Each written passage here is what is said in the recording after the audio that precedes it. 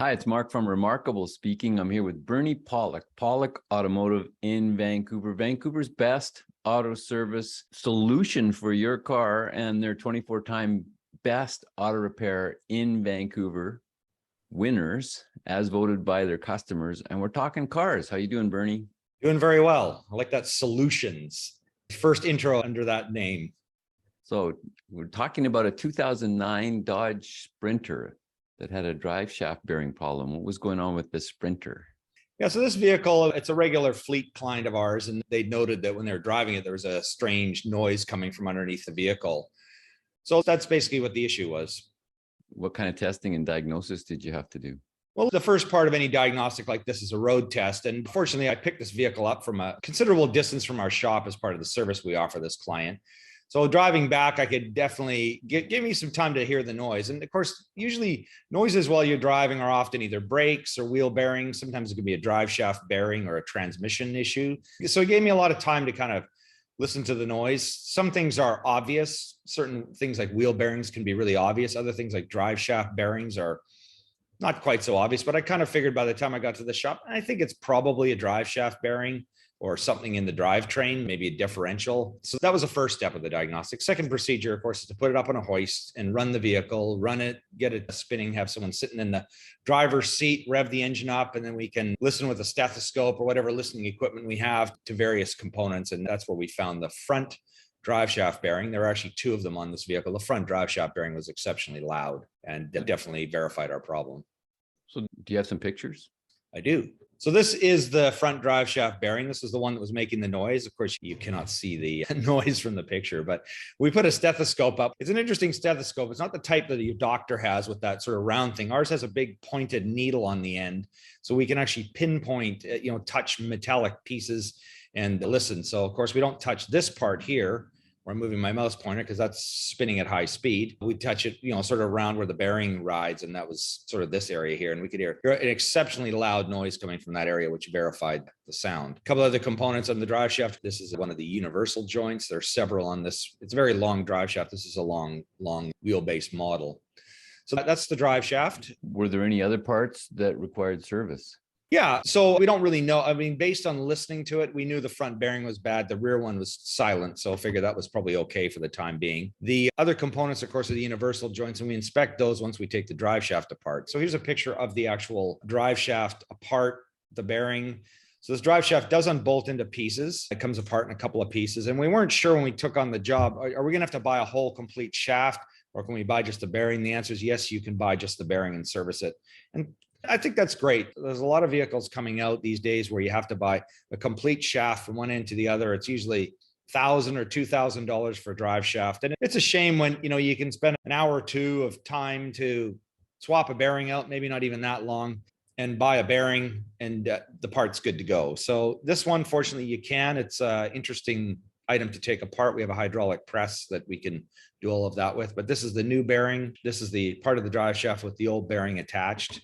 And I got one more picture here that just kind of shows another view of the bearing. So there's the actual bearing, sits in a rubber cage, sort of isolates or insulates or isolates the vibrations of the drive shaft as it spins from the cab. So it keeps it for a smoother operation. So if you go back to that first picture. Yeah, this one here. Yeah, you can kind of see up in the top middle above the left kind of part of the round shaft that it looks all torn, like the rubber's all gone. Yeah, the rubber's disintegrated there too. And that causes issues as well. We have vehicles where, it'll come in for a vibration problem. And a lot of times this rubber is completely torn out. So as the drive shaft is spinning, it's vibrating like crazy. This is supposed to be, this rubber and everything holds it smooth. So again, that's a sign too that it was worn out.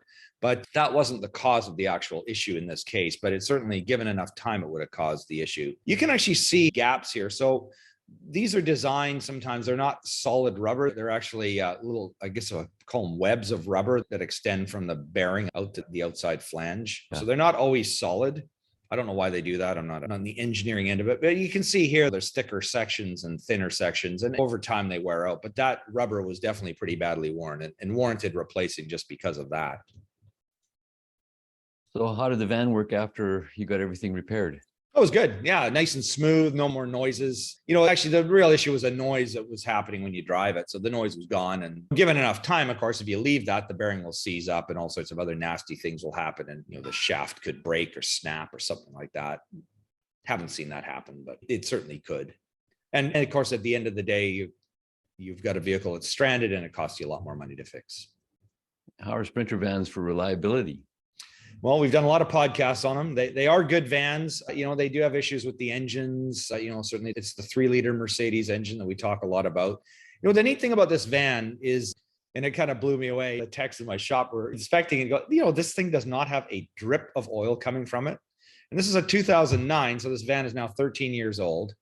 There wasn't a drip of oil under the engine. And so often we look at these and it's like, oh, there's oil leaks everywhere, because there's several spots. You can look at our other podcasts and videos on the 3-liter engines. We do a lot of them. And yeah, it's amazing. So they're pretty reliable, but they are a little expensive to repair from time to time. But overall, they're a pretty good van. We service some that have way over 300,000 kilometers and they're still trucking away. So, they're a nice match in terms of fuel economy, size, Load carrying. Yeah, load carrying capacity. It's not like your sort of older American van that had a decent sized V8 engine and not the huge amount of capacity. These things have a lot of space. So this is actually an 11-passenger bus. So some are buses, some haul cargo. So they're all very useful. Good for RVs too. If you're looking for service for your Sprinter van in Vancouver, the guys to see are Pawlik Automotive. You can book online at pawlikautomotive.com, or you can call 604-327-7112. You have to book ahead. They're busy, always busy. You can check out our YouTube channel, Pawlik Auto Repair. Close to 1,000 videos on there now of all makes and models and types of repairs, 10 years plus of doing this. Or on pawlikautomotive.com, there's the blog with the written information as well and all the pictures. You can check that out if you're ever feeling in need of some sleep, because we're really good at putting you to sleep. Thank you, Bernie. Thank you, Mark. Thanks for watching.